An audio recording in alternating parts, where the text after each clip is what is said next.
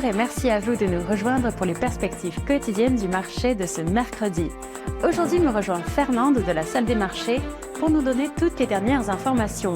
Fernande. L'Ether a ouvert en hausse pour la deuxième journée consécutive et affiche une progression de près de 12% sur la semaine écoulée.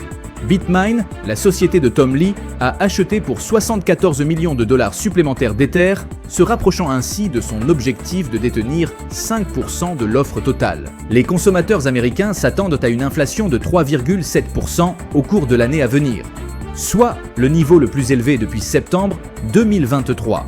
Selon l'enquête de juin de la Fed de New York, publiée quelques jours avant la publication par la Fed du compte-rendu de sa réunion de juin. Les actions indiennes ont légèrement reculé. Les prises de bénéfices ayant mis fin à une série de 4 jours de hausse, les investisseurs faisant preuve de prudence avant la publication du compte-rendu de la Fed.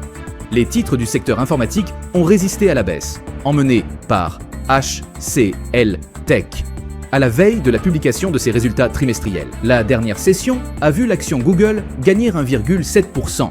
L'indicateur CCI indique un mouvement baissier. Le cours de l'euro-dollar est resté largement inchangé lors de la dernière session. L'indicateur ROC indique un mouvement baissier, la paire. Livre sterling-dollar s'est échangé latéralement lors de la dernière session. Selon l'indicateur stochastique RSI, nous sommes dans un marché suracheté. La paire dollar-australien-dollar a connu une correction baissière lors de la dernière session, chutant de 0,2%.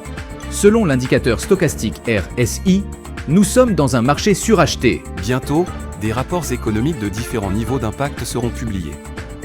Les traders avisés resteront attentifs aux réactions du marché. Anticipez de possibles ajustements de prix, plus les écarts sont prononcés, plus la volatilité peut s'intensifier. Restez concentrés et flexibles. Nous espérons que vous avez apprécié les perspectives quotidiennes du marché de ce mercredi.